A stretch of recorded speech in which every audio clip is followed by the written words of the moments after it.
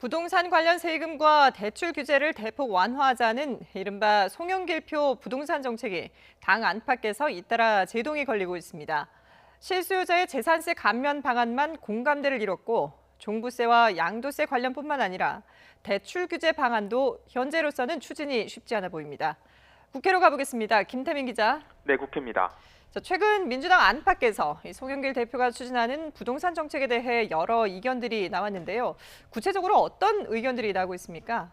네, 시작은 그제 열린 더불어민주당 최고위원 회의부터였습니다. 이 자리에서 친문으로 분류되는 강병원 최고위원이 당의 부동산 정책 실패에 대한 원인 진단과 처방 모두 엉터리라며 공개 이견을 표출했는데요. 당 최고위원은 오늘도 MBC 라디오에 출연해 송 대표의 부동산 대출 확대와 세제 완화 기조를 또다시 정면 비판했습니다. 함께 들어보겠습니다. 우리 정부의 목표 방향이 부동산 시장의 하향 안정화라 그러면은 어떻게 대출 받아서 집을 사라고 해야겠습니까? 아니면 좀 기다리시라고 해야겠습니까? 대출 규제를 확 완화해 가지고 이렇게 막 집을 사게끔 하는 것보다는 실수요자 중심으로. 앞서 어제는 당 투톱인 윤호중 원내대표까지 부동산 세제 완화에 부정적 입장을 나타냈는데요. 윤 원내대표는 다주택자의 양도세 중과 유예를 연장하는 건 실효성이 전혀 없다며 예정대로 추진하겠다고 못박았습니다. 매도를 유인하기 위한 유예였는데 효과가 없었습니다. 이것을 다시 유예한다고 시장에 매물이 나올 가능성이 별로 없기 때문에.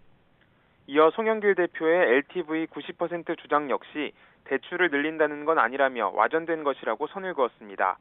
정부 정책을 이끄는 김부겸 신임 국무총리 역시 집값이 오른 건 불로소득이라며 어떤 형태로든 사회에 환원해야 한다고 말해 사실상 종부세 완화에 부정적 의견을 내비치기도 했습니다. 이런 가운데 어제 송영길 대표는 LTV 완화의 필요성에 대해 정부도 어느 정도 공감하고 있다면서 이와 별개로 집값의 6%만 갖고도 내 집을 마련할 수 있는 구조를 구체화하고 있다고 설명했습니다. 지금 국토부와 협의하고 있는 것은 집값의 6%만 있으면 자기 집을 살 수 있게 하는 구조를 지금 만들고 있습니다. 이처럼 송 대표가 부동산 관련 여러 아이디어를 구체화하려는 행보를 보이는 가운데 앞으로 당과 정부 사이에서 어떻게 정책을 조율하느냐가 관건이 될 것으로 보입니다. 네, 이렇게 부동산 세금 완화에 부정적인 기류가 나왔는데 그렇다면 재산세 완화는 어떻게 되는 건가요? 네, 일단 다음 달부터 적용되는 재산세를 완화하는 데는 당내 이견이 크게 나오지 않고 있습니다. 앞서 더불어민주당 부동산특별위원회는 양천, 노원구 등 서울 지역 7개 구청장과 간담회를 열었는데요. 여기에서 급격한 집값 상승으로 재산세 부담 증가를 우려하는 현장의 목소리가 전달됐고 당 역시 여기에 공감한 것으로 전해졌습니다. 이에 따라 재산세 감면 대상을 현행 6억 원 이하에서 9억 원 이하까지 확대하는 방안이 유력하게 검토되고 있는데요. 다음 달까지 법안을 처리하고 이후 소급 적용하는 방안이 추진될 예정입니다.